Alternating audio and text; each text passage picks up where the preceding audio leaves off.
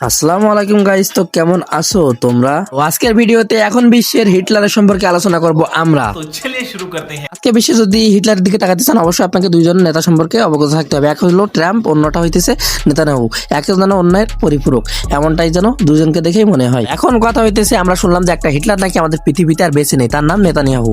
এখন ভিডিওর মূল টপিকে আসা যাক। এখন আমাদের যাচাই করতে হবে নেতানিয়াহু কি আসলেই মারা গেছেন নাকি তিনি জীবিত আছেন। এটা শুধুমাত্র গুজব।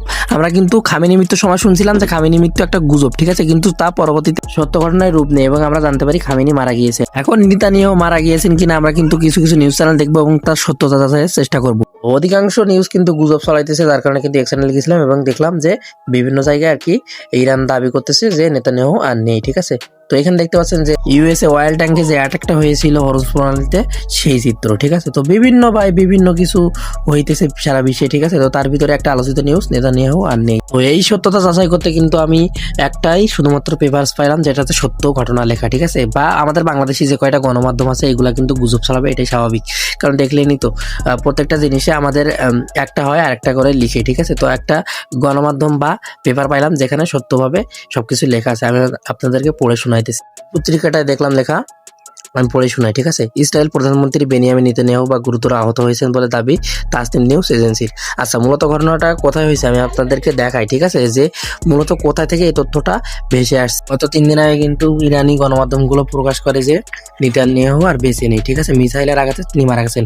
আবার গত 3 দিন আগে থেকে কিন্তু সেকেন্ড হিটলারের কোনো ভিডিও বার্তা বা কোনো বার্তাই পাওয়া যায় না, ঠিক আছে। তো এটা কিন্তু আবার ইসরায়েলি গণমাধ্যমগুলো গুজব বলে চালিয়ে দিয়েছে। তো আমি সবকিছু বিশ্লেষণ করে নিউজ পত্রিকা এক্স হ্যান্ডেল প্লাস সবকিছু যে নিউজগুলো আছে, ঠিক আছে, সবকিছু বিশ্লেষণ করে পাইলাম যে আসলে কিছু ঘটছে, ঠিক আছে। নাহলে কিন্তু এত কিছু রটতো না।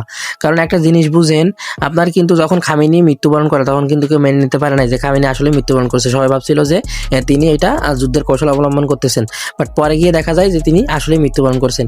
তো আমারও মনে হয় যে নেতানিয়াহু আসলে মারা গিয়েছেন। তো মারা গেলে অবশ্যই সবাই যারা যারা মুসলিম ভাই ব্রাদার আছেন, ঠিক আছে, তো সবাই 20 থেকে 50 টাকা মসজিদে দান করবেন, ঠিক আছে। তো আমার মতে একজন মুসলিম হিসেবে কিন্তু আমাদের অবশ্যই দোয়া করেছে নেতানিয়াহু মারা যাক, ঠিক আছে। সে কিন্তু দ্বিতীয় হিটলারের মতো শুরু করছে। প্রত্যেকটা মুসলিম দেশগুলোতে কিন্তু যুদ্ধের ডাক দিতেছে সে, ঠিক আছে। প্রত্যেকটা দেশকে টার্গেট করে, মুসলিম দেশকে টার্গেট করে কিন্তু সে মিসাইল ছুটতেছে এবং মানুষ মারার পরিকল্পনা করতেছে। তো আমার প্রবাসী ভাইয়েরা সেফলি জায়গায় থাকবেন। তো আজকে ভিডিওটা এই পর্যন্তই।